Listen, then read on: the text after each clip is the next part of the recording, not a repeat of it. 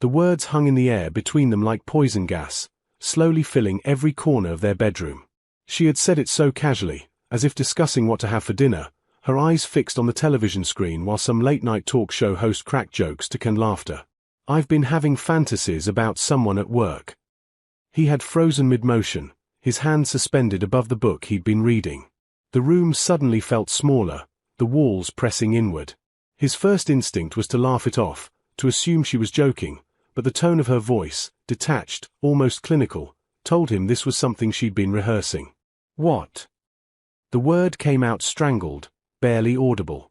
She finally turned to face him, and in her eyes, he saw something he'd never seen before, a kind of defiant vulnerability, as if she was daring him to be upset while simultaneously pleading for understanding.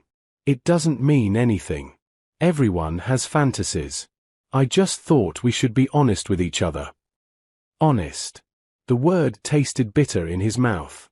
They'd been married for 7 years, together for 10. They'd weathered his father's death, her mother's cancer scare, the miscarriage that had nearly broken them both. They'd built a life together, a modest house in a decent neighborhood, 2 cars, a garden she tended every Sunday, his workshop in the garage where he restored vintage radios. And now, with one casual admission, she'd taken a sledgehammer to the foundation. "Who is he?" His voice was steadier now, but his hands trembled as he set his book aside. "Does it matter? It's just a fantasy.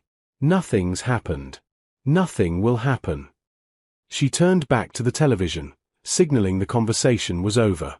But it wasn't over. Not for him. That night, he lay awake listening to her breathing beside him, wondering if she was really asleep or just pretending. He studied the ceiling, tracing the familiar crack that ran from the corner to the light fixture, the same crack he'd been meaning to fix for 2 years. How many other cracks had he been ignoring? The next morning, she acted as if nothing had happened. She made coffee, kissed him goodbye at the door, and drove off to her job at the consulting firm downtown. He watched her car disappear around the corner, then called in sick to his own job. He spent the day in a daze, alternating between convincing himself he was overreacting and spiraling into worst-case scenarios. When she came home that evening at her usual time, 6:15, they ate dinner in near silence. He wanted to bring it up again, to demand more answers, but something held him back. Maybe it was pride. Maybe it was fear of what he might learn. 3 weeks passed. He tried to pretend everything was normal, but he found himself scrutinizing her every move. The way she checked her phone. The extra attention she paid to her appearance in the mornings. The distant look in her eyes when he tried to talk to her about mundane things like the water bill or what movie they should watch. Then the late nights began. It started innocuously enough. "I have to stay late to finish the Morrison proposal," she'd text. He'd eat dinner alone, watch television alone, sometimes fall asleep on the couch waiting for her. She'd arrive home around 9 or 10, claiming exhaustion, barely acknowledging him before heading straight to the shower. 1 week became 2. 2 became 3. The texts grew more frequent, the excuses more elaborate. Client dinners. Emergency meetings. Database crashes that required her specific expertise to resolve. He wanted to trust her. God, how he wanted to trust her. But that confession, that casual, devastating confession, had planted a seed of doubt that grew like a weed, choking out everything else. Every time she walked through the door late, smelling of her floral perfume and something else he couldn't quite identify, the seed grew larger. It was on a Thursday night, after she'd texted to say she wouldn't be home until 11, that he made the decision. He sat in his darkened living room, the only light coming from his laptop screen, and typed into the search bar, "Private investigators near me." The choice felt both melodramatic and inevitable. He didn't want to be this person, suspicious, sneaking, unable to simply ask his wife for the truth. But hadn't he already asked?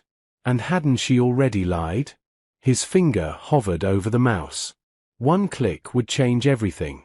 One click would give him certainty, for better or worse. He clicked. The private investigator's office was nothing like what he'd expected. No Venetian blinds, no frosted glass door with a name stenciled in gold letters. Instead, it was a nondescript suite in a modern office building, sandwiched between a dental practice and an accounting firm. The waiting area had motivational posters about success and determination, the kind you'd find in any corporate space. The investigator himself defied expectations too. Instead of a grizzled detective in a trench coat, a woman in her mid-40s greeted him, her handshake firm and professional. She wore a navy blazer and carried herself with the efficiency of someone who'd been doing this job for a very long time. "I've seen every variation of this story," she said once they were seated in her office. Her desk was immaculate, everything in its place. "You'd be surprised how often it ends with nothing. People work late. Sometimes that's all it is." "And the other times?" he asked. She met his eyes with a look that was neither sympathetic nor cold, just honest. "The other times, you get answers. Whether you want them or not is a different question. Are you sure you want those answers?" He thought about the woman he'd married, the one who used to leave him love notes in his lunch bag, who would dance with him in the kitchen while dinner cooked, who'd once driven 4 hours in a snowstorm to surprise him on his birthday. Was that woman capable of betrayal? Or had she already become someone else? "I need to know," he said. The investigator nodded and pulled out a contract. "I'll need photos of your wife, her vehicle information, her work address, and her typical schedule. My rate is $100 an hour, plus expenses. Most cases like this resolve within a week, sometimes sooner. I'll provide daily reports and photographic evidence of any relevant findings." He signed the contract with a hand that had stopped shaking. Somewhere in the process of making this decision, a strange calm had settled over him. The uncertainty that had been eating him alive for weeks began to recede, replaced by the knowledge that soon, one way or another, he would know the truth. That evening, his wife texted at 5:30, "Going to be late again. Don't wait up." He replied with a thumbs-up emoji, then forwarded the message to the investigator. The first 2 days yielded nothing unusual. She went to work, stayed at her office until 8 or 9, then drove straight home. The investigator's reports were detailed and time-stamped. Subject arrived at office building at 8:47 a.m. Remained inside until 8:23 p.m. Stopped at coffee shop on corner, purchased 1 drink, consumed alone. Arrived home at 8:51 p.m. He felt guilty reading them, like he was violating her privacy, even as he reminded himself that she was the one who'd planted the seed of suspicion. On the 3rd day, everything changed. The investigator's call came at 7:15 in the evening. "You'll want to see this in person. I'm parked outside the Riverside Motel on Highway 27. She's been here for 45 minutes. His blood turned to ice. The Riverside Motel was a budget establishment on the edge of town, the kind of place that rented rooms by the hour and didn't ask questions. He'd driven past it 1,000 times without a second thought. He arrived within 20 minutes, parking 2 blocks away as the investigator had instructed. She met him on the street, holding a camera with a telephoto lens. "Room 117, she said. She arrived at 6:30. A man joined her 10 minutes later. White male, approximately 6 feet tall, athletic build, drives a grey sedan. She showed him photos on the camera's display screen. He stared at the images, each one a knife to the chest. His wife getting out of her car. His wife glancing around nervously. His wife walking to a motel room door. A man approaching the same door. The door closing behind them both. Did they? He couldn't finish the sentence. "I can't see inside the room," the investigator said. "But they've been in there together for nearly an hour now.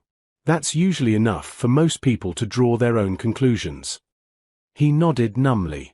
Part of him wanted to storm into that room, to confront them both, to make a scene. But a larger part, the part that had remained calm since signing the investigator's contract, told him to wait. To gather all the evidence. To be strategic. "Who is he?" he asked. "I'll find out. Give me another day." That night, when his wife came home at 9:30, smelling of soap and wearing different clothes than she'd left in that morning, he said nothing.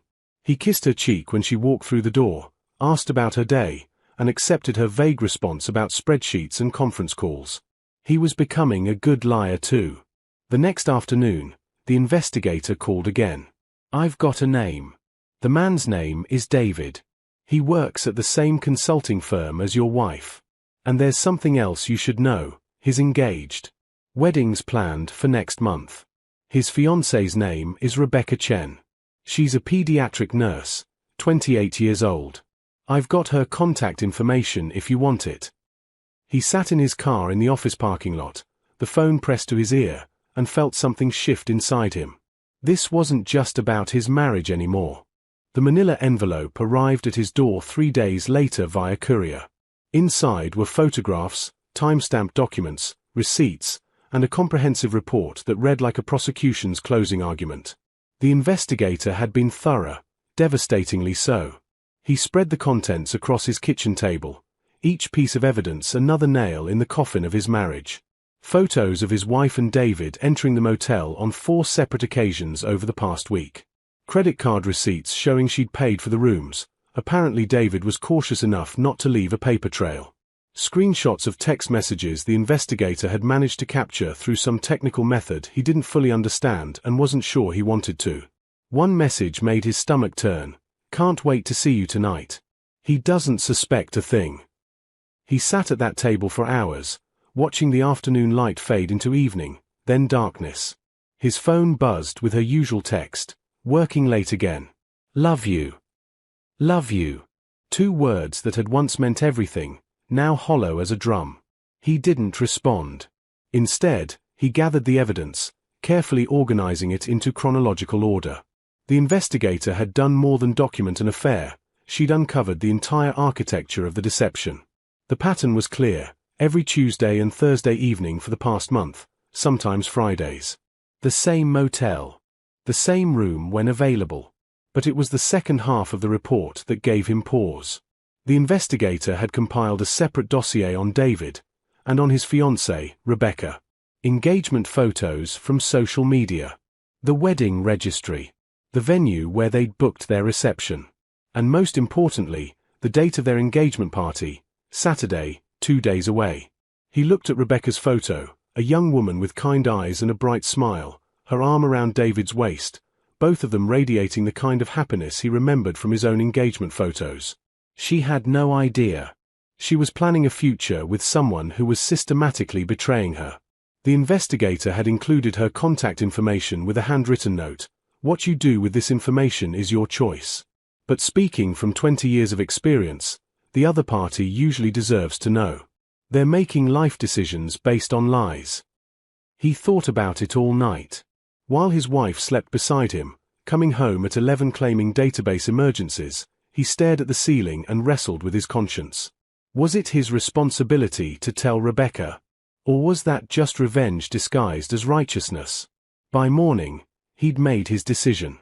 He sent Rebecca a message through social media. "My name is unimportant, but I have information about your fiancé that you need to see before your wedding.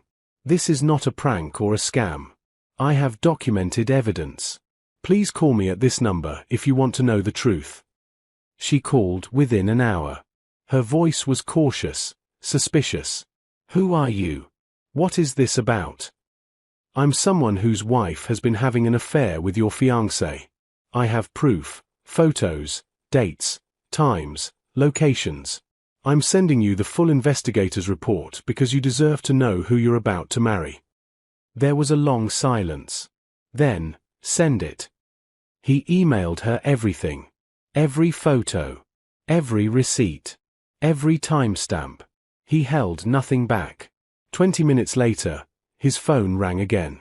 This time, her voice was different, harder, but shaking with barely controlled emotion. "The engagement party is tomorrow night," she said. 7 o'clock at the Grandview Ballroom. 75 guests, mostly his family and co-workers. I paid for half of it with money I've been saving since I was 16 years old. Another pause. "Thank you for telling me. I know that couldn't have been easy." "What are you going to do?" he asked. "What would you do?" He thought about his wife, about the 7 years of marriage, about the lies and the late nights and the casual way she destroyed everything they'd built. "I honestly don't know." "Well, I do," Rebecca said, and there was steel in her voice now. "I'm going to make sure everyone knows exactly who they're celebrating." She hung up, and he sat in the growing daylight of his kitchen, wondering if he'd just made everything worse or better. His phone buzzed with another text from his wife. Morning. Running to the gym, then office. Home for dinner tonight. Promise. Another lie. He knew from the Investigator that Thursday was one of their regular motel days. He typed back, "Sounds good. Love you." Two could play at this game. That evening, he did something he'd never done before. He drove to the Riverside Motel himself. He parked where the Investigator had shown him and waited. Sure enough, at 6:45, his wife's car pulled into the lot. 5 minutes later, David's grey sedan arrived. He watched them meet outside room 117, watched David pull her into an embrace, watched them disappear inside. He sat there for 90 minutes, numbness giving way to anger, anger giving way to something colder and more focused. When his wife came home at 10:30, her hair still damp from a shower he knew she hadn't taken at the office, he was waiting in the living room with all the lights off. "You're home." She jumped, startled by his silhouette. "Why are you sitting in the dark?" "Just thinking," he said. "How was work?" "Exhausting. Database migration is killing me." She laughed, so casual, so practiced. "I bet," he said. If she detected anything in his tone, she didn't show it. She kissed the top of his head and headed upstairs. "I'm beat. Coming to bed." "In a bit." He listened to her footsteps on the stairs, the sound of the bathroom door closing, the shower starting up for the second time that night. He thought about Rebecca, about tomorrow's engagement party, about 75 unsuspecting guests. And he thought about the suitcase in his trunk, already packed with his wife's clothes. Saturday evening arrived with the cruel indifference of any other day. The sun shone, birds sang, and somewhere across town, caterers were setting up champagne fountains while a florist arranged centerpieces that would cost more than most people's monthly rent. He spent the day in a strange fugue state, going through the motions of normalcy while his mind raced ahead to what would unfold that evening. His wife was oblivious, chatting happily about a sale at her favorite store, asking if they should order pizza or Chinese food for dinner. "Actually," he said, keeping his voice level, "I was thinking I'd go visit my brother tonight. Haven't seen him in a while." She brightened at this, perhaps relieved at the prospect of a free evening. "That's a great idea. Tell him I said hi." Of course she was relieved. Saturday wasn't a usual motel night, but he'd checked with the Investigator. There was no event on David's calendar tonight except his own engagement party. His wife probably planned to spend the evening however she pleased, maybe catching up on the work she'd been pretending to do all those late nights. He left the house at 6:30, telling her not to wait up. Instead of driving to his brother's place 3 states away, he headed downtown to the Grandview Ballroom. He'd called Rebecca the day before to tell her his plan, or rather, to make sure he wasn't interfering with whatever she decided to do. She'd been quiet for a long moment before responding. "You should be there," she'd said finally. "You deserve to see this too. Park in the back lot. I'll have someone let you in through the service entrance." Now, sitting in his car behind the elegant venue, he questioned the wisdom of this decision. What was he hoping to gain? Closure? Revenge? Validation that he wasn't crazy, that his instincts had been right all along? His phone buzzed with a text from an unknown number. Service door. Now. Inside, the ballroom was a study in casual elegance. String lights draped across the ceiling, tables dressed in cream linens, a bar station where a bartender was setting up top-shelf liquor. And people, so many people, dressed in cocktail attire, laughing and chatting, completely unaware that they were about to witness a detonation. Rebecca found him near the kitchen entrance. She wore a stunning navy dress, her hair styled perfectly, her makeup flawless. Only her eyes betrayed what was coming. They held the same cold determination he'd felt growing inside himself all week. "Thank you for coming," she said. "I wasn't sure I could do this alone." "Where is he?" "Holding court near the bar, accepting congratulations like he deserves them." Her voice was bitter. "I've been the perfect fiancé all day." Smiling, greeting his family, pretending I don't know he's been screwing a married woman in a motel that charges by the hour. He flinched at the bluntness, but she was right. Why soften the truth now? "His parents are here," Rebecca continued. "His grandparents. His boss. Half his office, including your wife's co-workers. I wanted to call it off, to just leave, but then I thought, why should I be the one who's embarrassed? Why should I slink away while he gets to keep his reputation intact? Before he could respond, someone clinked a glass. The crowd's chatter died down as David's father stepped to the center of the room, raising his champagne flute. I want to thank you all for coming to celebrate my son and his beautiful bride-to-be, he began, his voice warm with paternal pride. When David first told us about Rebecca, I knew she was special. The way his face lit up when he talked about her, that's how you know it's real love. Real love. The words hit like a physical blow. He watched Rebecca's jaw tighten, watched her hand clench around her champagne glass. The father continued, telling anecdotes about David's childhood, about how he'd always known his son would find someone special. The crowd laughed at appropriate moments, awed at the sweet parts. David stood near the front, his arm around Rebecca's waist, beaming with the confidence of someone who thought he'd gotten away with everything. When the speech ended, David took the microphone. Thank you, Dad. And thank you all for being here. Rebecca, sweetheart, would you like to say a few words? This was it. He found himself holding his breath. Rebecca took the microphone with a smile that didn't reach her eyes. I'd love to. But first, I think we should all toast to honesty, to trust, to the foundation that real relationships are built on. She raised her glass, and the crowd echoed the gesture. Then she set down her champagne and pulled a manila envelope from behind the gift table. I received an interesting package this week, she said, her voice carrying across the suddenly silent room. It contained a private investigator's report. Very thorough. Lots of photos. Would anyone like to see them? David's face drained of color. Rebecca, what are you? Room 117 at the Riverside Motel, she continued, pulling out photos and holding them up for the crowd to see. Tuesday, November 19th, 6:30 p.m. Thursday, November 21st, 7 p.m. Tuesday, November 26th. Thursday, November 28th. She walked through the crowd, showing the photos to anyone who would look. People gasped, whispered, pulled back in shock. Rebecca, please. David was moving toward her now, but his father blocked his path, staring at his son with dawning horror. These photos show my fiancée. Rebecca's voice grew louder, harder, meeting with a married woman. Her name is on page 3 of the report if anyone's curious. They've been sleeping together for at least a month, possibly longer. Every Tuesday and Thursday, like clockwork. Sometimes Fridays. She pulled out more papers. Here are the credit card receipts. Here are the text messages. My personal favorite is this one. Can't wait to see you tonight. He doesn't suspect a thing. She looked directly at David. Except he did suspect. And now everyone knows. The room had erupted into chaos. David's mother was crying. His father looked like he might have a stroke. Guests were pulling out phones, perhaps to capture the moment, perhaps to text friends about what they were witnessing. David stood frozen, his mouth opening and closing like a fish drowning in air. Rebecca set the microphone down on the gift table with a decisive thunk. The wedding is off, obviously. The venue's non-refundable, so enjoy the party, everyone. The bar's open. She turned to David one last time. I hope she was worth it. Then she walked out, head high, leaving destruction in her wake.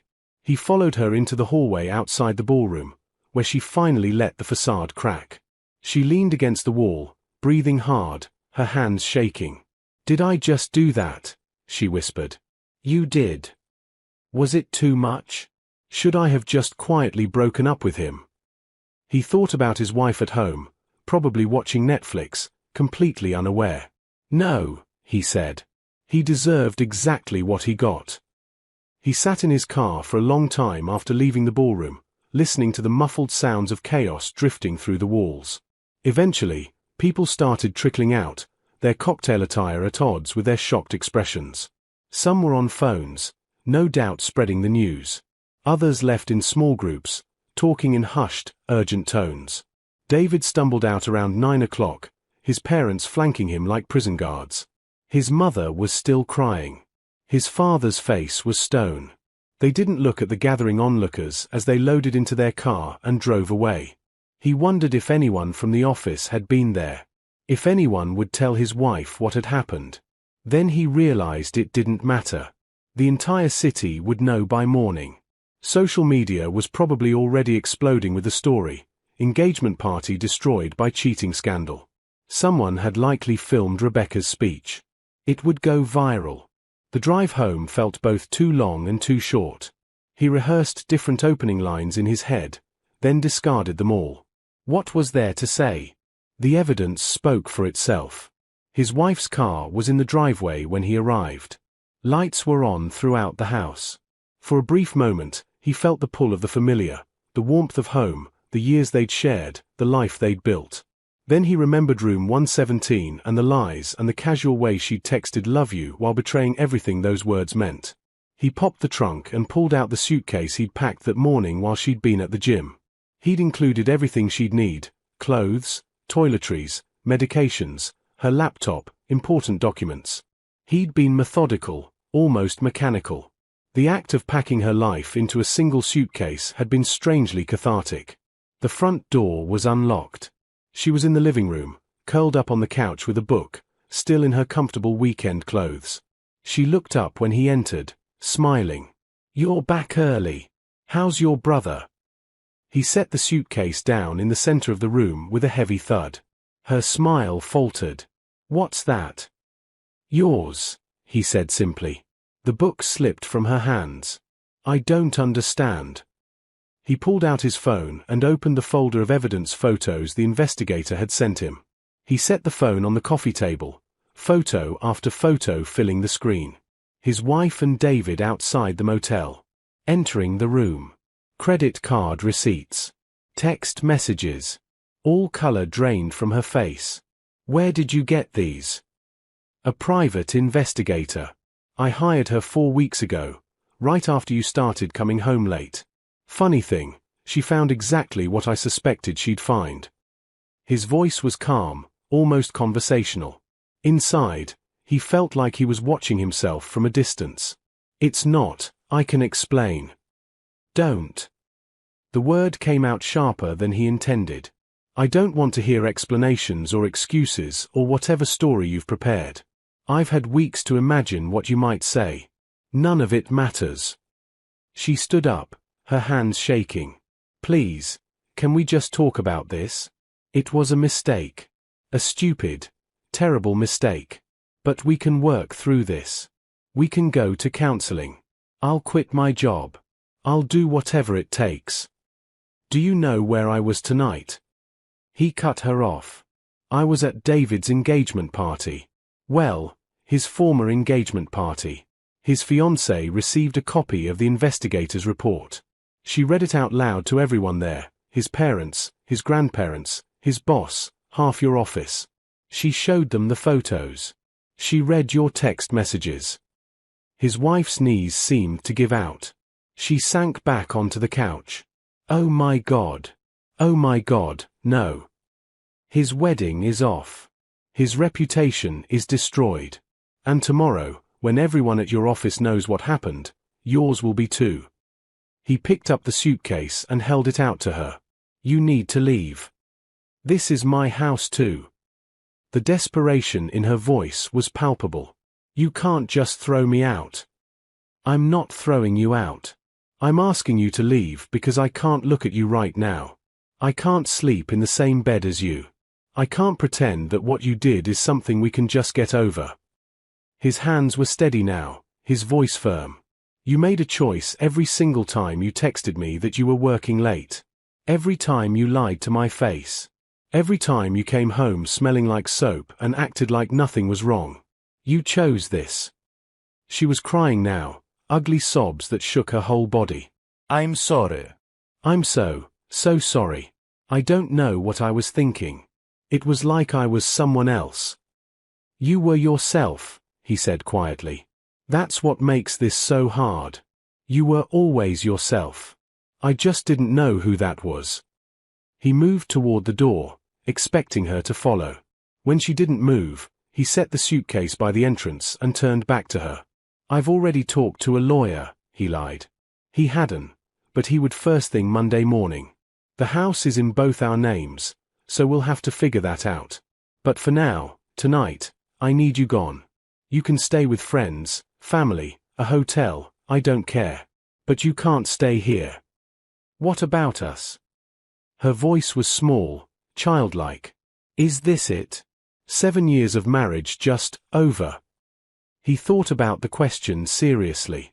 Was it over? Could people come back from betrayal this fundamental? Some couples did, he knew. Some worked through affairs and emerged stronger.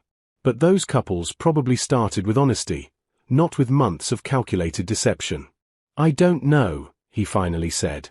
"Right now, I can't see past tonight. Maybe eventually I'll be able to think about tomorrow, next week, next year. But tonight, I need you to leave." She gathered herself slowly, moving like someone in a dream. She picked up her purse, her phone, slipped on her shoes. She walked to the suitcase and stood there for a moment, one hand on the handle. "I really am sorry," she whispered. "I know that doesn't fix anything. But I need you to know that I never meant for this to happen. I never wanted to hurt you." "But you did," he said. "You did hurt me. You broke something I don't know how to fix."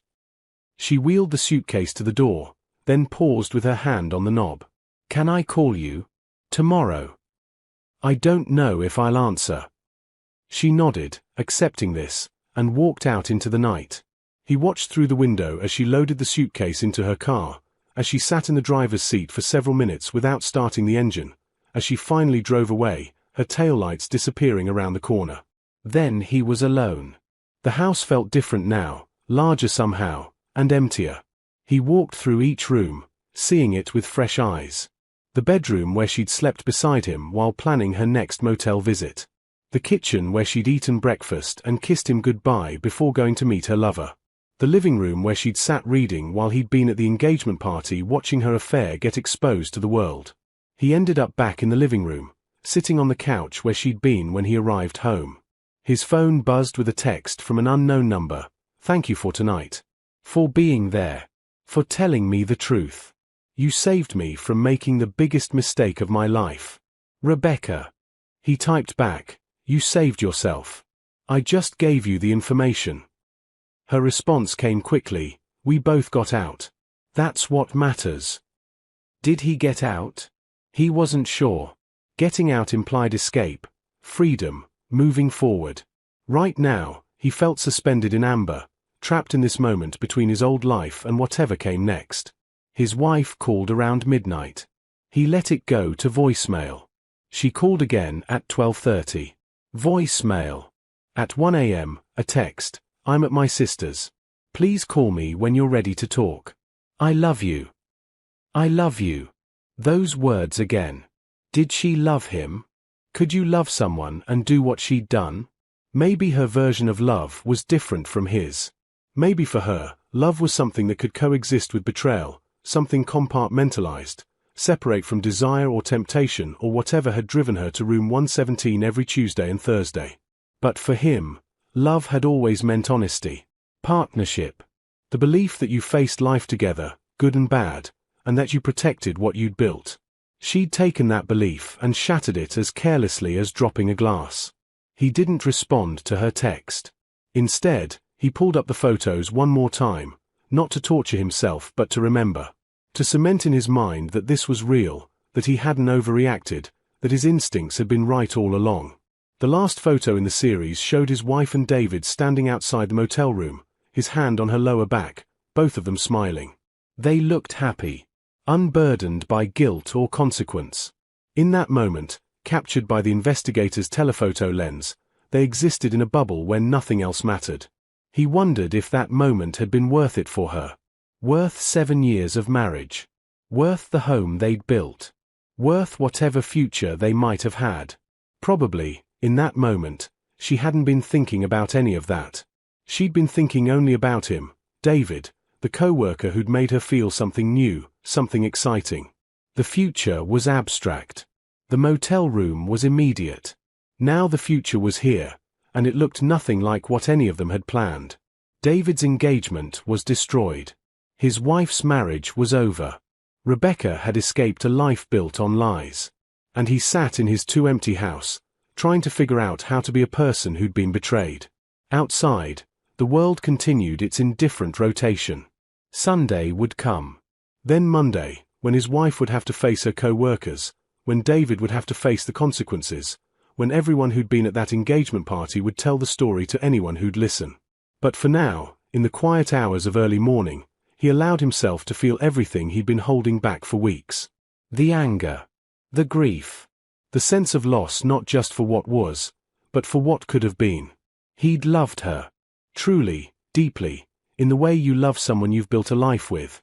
And she'd taken that love and treated it as something optional, something that could wait while she pursued whatever thrill David offered.